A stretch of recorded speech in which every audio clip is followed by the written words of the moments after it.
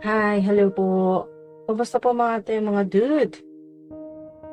Welcome back sa mga bumabalik. Maraming salamat po at bumalik ka. Napakasaya ko. Magpapasalamat po kami ng aking spirit team, ng aking mga ancestors. Ayan po.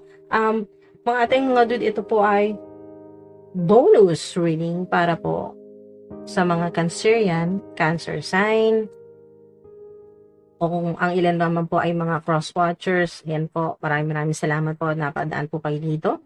At kung meron din po kayong kilala o malapit po sa inyo na cancer sign sa mga cross-watchers, and po sana po ay may mapulot po kayo dito na insights. I-share nyo po, pakishare nyo po sa mga kakilala po ninyo na Cancerian, spirit team, ancestors.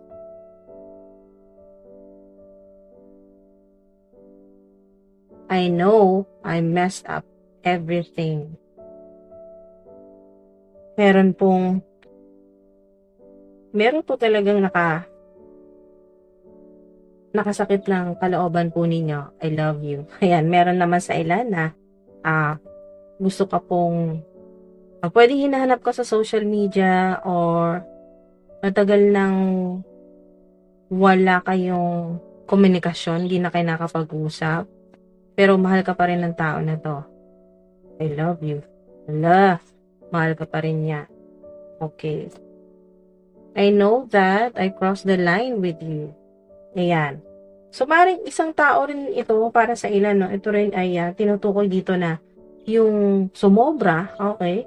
Sumobra sa boundaries o yung may nagawa sa'yo talagang ikinagalit mo o ikinasama ng loob mo ay, or I know I mess up everything, or may mga talagang nasira. Okay. Malaking damage. Okay. Sa kung ano man yung pananaw mo nagbago dahil dyan sa kung ano man yung ginawa sa'yo. Yung pananaw mo sa love, sa pagmamahal.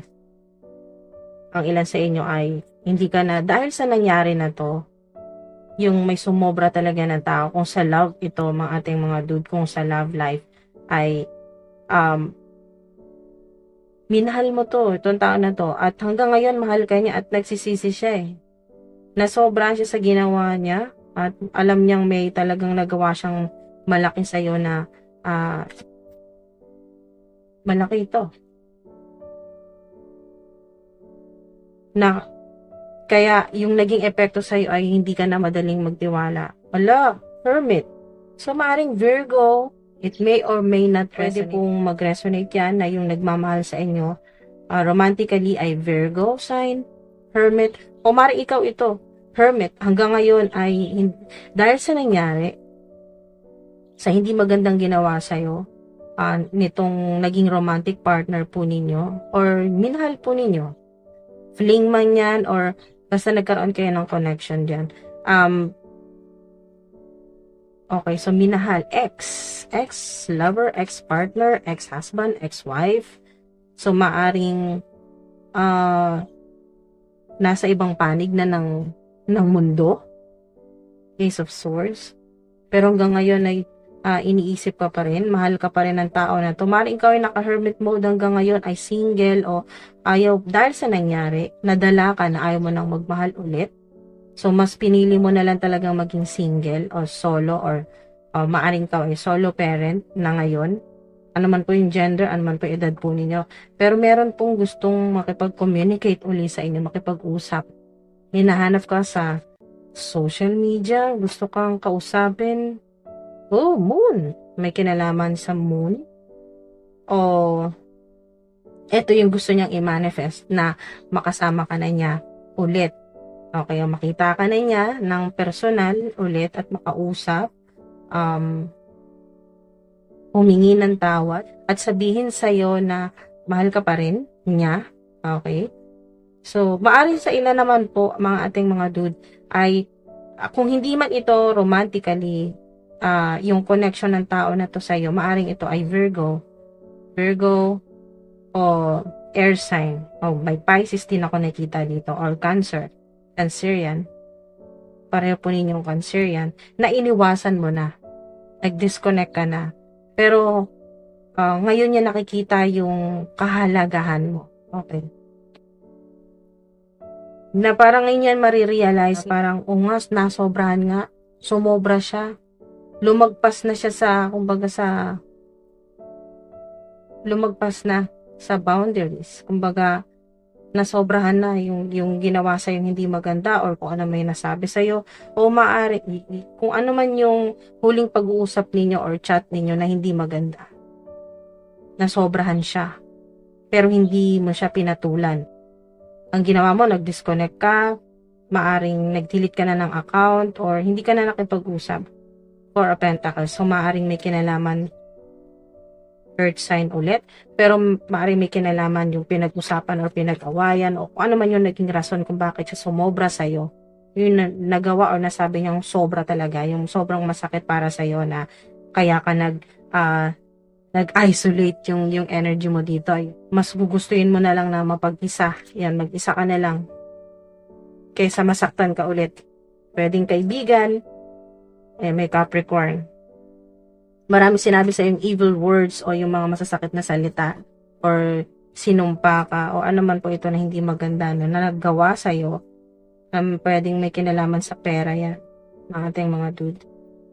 So, ngayon niya marirealize na napakabuti mo pala na importante ka pala sa kanya, na ikaw lang pala yung nakapagtiyaga sa pagiging narcissistic niya. Okay, so meron dito ang Hangman. Ayaw niya na maghintay. Hinahanap ka niya sa social media or hindi na, kung pareho mga ating mga dude, kung frenemy to o kung sino man itong yung hater mo na ngayon or haters, o ito ay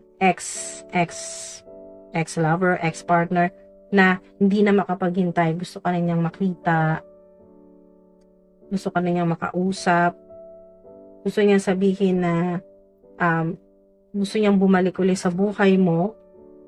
Pero nakikita ko kasi sa hermit na energy, mukhang kahit makausap mo to or bumalik sa'yo, hindi mo na rin entertain, hindi mo na rin tatanggapin ulit sa buhay mo or kakausapin. Love. Ayan. Okay, so sign din niya na hanggang ngayon mahal ka pa rin ng tao na yan o ng mga tao na yan na naging involved sa'yo na gumawa ng hindi maganda, na sumobra. Ayan o, maraming naging nagawa sa yung mali or kasalanan. Okay, get the F out of your head.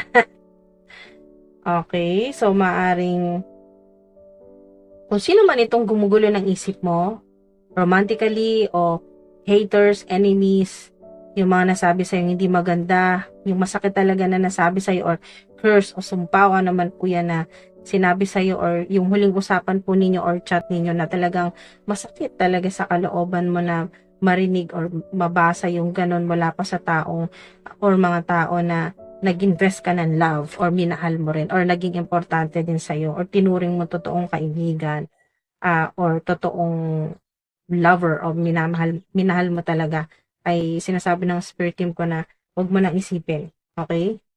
You are giving too many F. You are giving too many fucks. Get the fuck out of your head. So, masyado mo silang binibigyan ng, or masyado mo na sinasayang yung energy mo sa kanila, huwag mo na silang isipin. Yan ang sinasabi ng spirit team ko. Advice. Huwag mo na silang isipin. Okay? You need some yoga in your life. Yoga. Nakikita ko dito, maaaring ang ilan ay, nag-yoga, nakabaligtad. So, maaaring yon, plano mo na, or advice ito na maaaring makatulong sa'yo. Yoga. Para mas maging healthy o ibalik mo yung dati mong figure, kung ano man po yan. No? At pantanggal ng stress yung yoga. Stop obsessing. Stop obsessing. So, depende po sa pagiging obsessed mga ating mga dude. Kasi, ang nakita ko dito ay maaring, ang ilan po sa inyo ay meron kang ex na sobrang mahal mo pa rin hanggang ngayon at obsessed ka pa rin, iniisip mo pa rin, hindi mo wala sa isip mo kahit pilitin mo na kalimutan na, mahal mo pa rin at confirmation na mahal ka pa rin ng tao na to. Ano man yung naging problema ninyo or ano man naging dahilan kung ba't kayo nagkahiwalay, um, ay obsessed pa rin kayo pareho sa isa't isa. So, maaring sa Cancerian, Pisces, Earth sign, Virgo, Taurus, Capricorn, or air sign, Gemini, Libra, Aquarius. Obsessed ka pa rin. It's about to get real. Shit is about to get real. Woo! Mga ating mga nakita ko dyan ay maaring na naginip ka, na panaginipan mo na nagkita ulit kayo or makikita ulit kayo ng sa panaginip mo nagkita kayo ng ex mo or ng naging friend mo. Ngayon frenemy na nakita kayo. Ay magkakatotoo daw yun sa ilan. Meron talagang mag-resonate talaga na magkikita ulit kayo. You think someone is lying? Lalo na to, itong devil card, no? Meron talagang deceit. Meron talagang nagsisinungaling sa'yo. Okay. Romantically or family member, kaibigan, step away, okay? Step away from the crazy making diet for a hot second kill and spirulina tastes like ass. So, yun po. Kung sa diet, okay, ang sinasabi dito ng spirit team ko, yung yoga, okay yun. Meditation, okay yan. Pero yung obsessed ka na siguro may connection sa stop obsessing. Maaring ang ilan ay obsessed ka naman sa pagda-diet. Okay. So, pahinga muna sa diet, lalo na kung matinding diet yan or fasting, you're going through some tough shit. Okay. So, mahirap nga talaga yan mga ating mga dude. You're going through some tough shit. Hindi talaga biro sa ilan at hindi pinagdaraanan po ninyo sa ilan ay sa pera o ito ay yung generational curse, sumpa, sinumpa yung mga ancestors po ninyo na hanggang ngayon ay nararanasan mo pa rin yung hirap. Kaya, pero nakikita ko dito kahit na matinding nangyayari sa inyo ngayon ay mas pinipili mo pa rin talaga na lumakad sa liwanag, maging gabay mo ang inner guidance o yung higher self mo or si God, the universe, na hindi mo hinahayaan na masira yung liwanag or dumilim yung liwanag dahil sa mga kung ano-anong ginagawa sa'yo ng mga tao na to o yung mga taong obsessed sa'yo na nakita ko dito kasi sa stop obsessing ay may mga tao na gusto kang matrap sa sitwasyon o yung ma-stuck ka sa sitwasyon na nahirapan ka or may gumagawa sa'yo ng spell works na parang maging limitado ka sa lahat ng bagay o sa sitwasyon o malulung ka sa kung ano man tong obsession o addiction or yung mga gumagawa sa'yo ng hindi maganda o yung mga enemies, haters mo na obsessed sa'yo na pinapanood ka, sinusundan ka, nag-spy sa'yo, ay meron dyan na gusto nila na yung spell works ay para mag-isolate ka. Na parang maramdaman mo na kumbaga hindi ka welcome sa lahat. Hindi ka welcome sa community, sa grupo, sa internet, kung saan mang community or ano man po yan na grupo. Or sa kahit sinong makasalamuha mo na parang paramdaman mo na hindi ka welcome. Time to let go. Tama. Time to let go. Mga ating mga dude, time to let go. Okay? mahirap kasi sobrang mahal mo pa rin ng tao na to or naging importante sa'yo or ano man po ito na mahirap para sa'yo na bitawan ay time to let go. Time to let go. Spirit team, advice para sa mga Cancerian. To whom am I comparing myself right now? To whom am I comparing myself right now? Okay, stop comparing and start creating. Okay, today, stop comparing and start creating.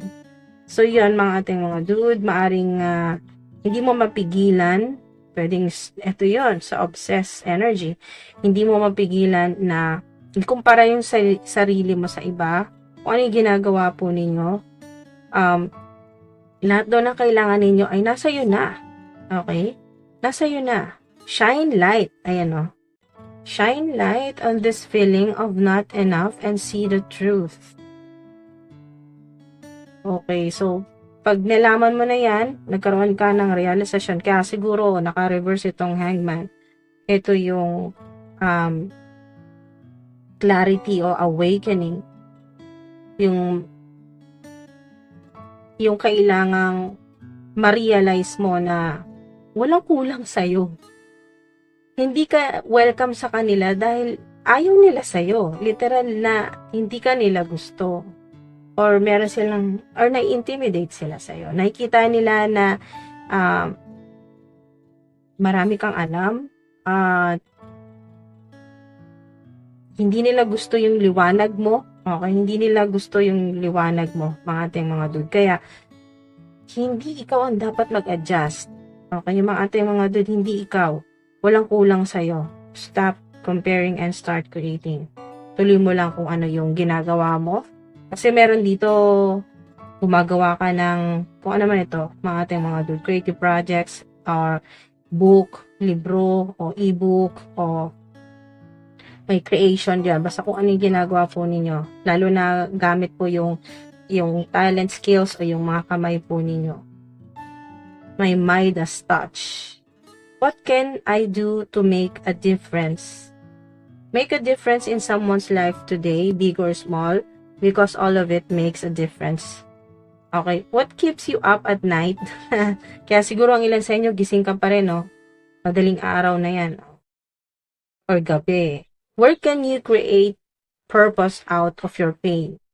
Okay, so yung pain na yun, no, sa mga gumawa sa'yo ng di maganda, yung nasobrahan na talaga, nag-cross the line na talaga, at ginulo yung buhay mo, no, messed up everything. Sobrang laki ng damage na gawa sa'yo, sa buhay mo, emotionally, mentally, spiritually. So, yung advice po sa inyo ay gamitin mo yung pain, kung ano man tong sakit na nararamdaman mo dahil sa kagagawa ng mga yan.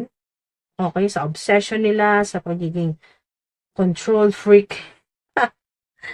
So, kaya dumaraan ka sa matindi talaga. You are going through some tough shit kasi talagang hindi biro yung ginawa sa'yo. Okay? So, yun. Ngayon, ito yung advice na hanapan mo ng outlet. Hanapan mo ng pwede mong yung pain na nararamdaman mo sa ngayon, yung sakit ng kalooban mo, ay hanapan mo ng paraan kung saan mo pwedeng ibuhos. Okay? Energetically, kung saan mo pwedeng ibuhos. Sa writing ba yan? Kasi nagsusulat ka dito. O sa journaling. O sa paggawa ng sarili mong libro o ng life story mo. Lalo na kung dumaan ka sa tough, talagang mahirap na buhay. Spirit team. Am I focused on what? Am I focused on what I'm losing or gaining? Okay. Are you going through some change? Are you scared to let go because of what you might lose? What if you shifted your focus from what you might lose to what you might gain? Endings are actually new beginnings. So, ito yung today's soul action po ninyo. Makakatulong sa ilan na ito po ay advice po sa inyo, pero depende pa rin kung gagamitin po ninyo mga ating mga dude, kung i-incorporate po ninyo sa kung ano man po yung sitwasyon po ninyo ngayon. Today, make a list of all the things you will gain from the change you are going through. Feel your heart. Yan, feel your heart. Ito yung heart chakra mo, yung nagliliwanag yan. Huwag mong hayaang agawin nila or tanggalin nila yung liwanag sa heart chakra mo, sa puso mo. So, feel your heart, take a deep, take a breath, and deepen into trust. Amazing things are coming. Take a leap of faith. Ito yun. Ang naririnig ko dito ay, take a leap of faith. Let go. Ito yun, let go. Meron let go dito Ito yun. Let go and let God. Let go and let God. And so it is. Amazing things are coming. So, yun. Mga ating mga dude, napakaganda ng mensahe po sa inyo. No? Amazing things are coming. Okay, so merong pahabol ng spirit team ko na mensahe. Ating mga dude.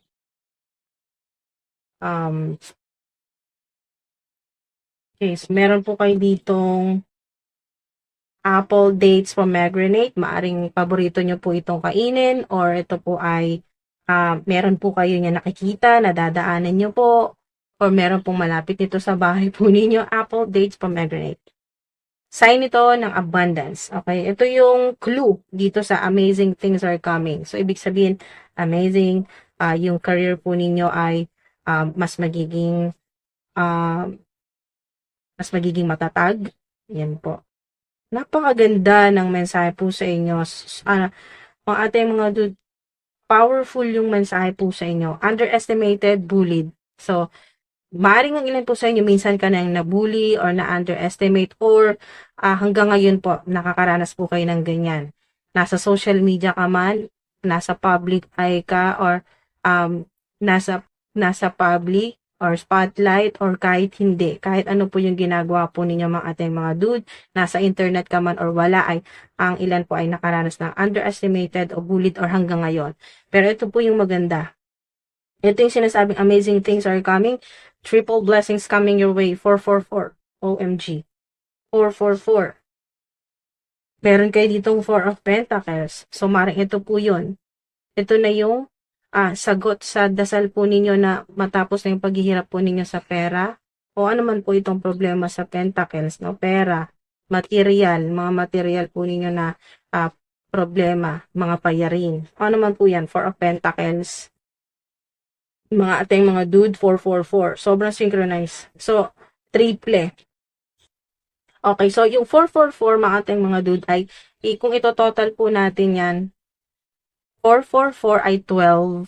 Yung 12 ay gawin po natin single digit, magiging 3. So, 3 ay matinding protection ng divine, ni God. At sinasabi ni God, ng universe, na I love you. Okay. I love you. Okay. Mahal ka ni God, mahal ka ng universe. Hindi ka pababayaan sa mga kung ano man yung problema po ninyo. Kasi, ang ilan po sa inyo talagang may pinagdaraanan na matindi. Okay. You're going through some tough shit talaga. Kaya, triple blessings coming your way. Yan po. Pwedeng i-post nyo po dyan. Triple blessings coming my way. Yan po. Na mag-manifest na po sa buhay po ninyo.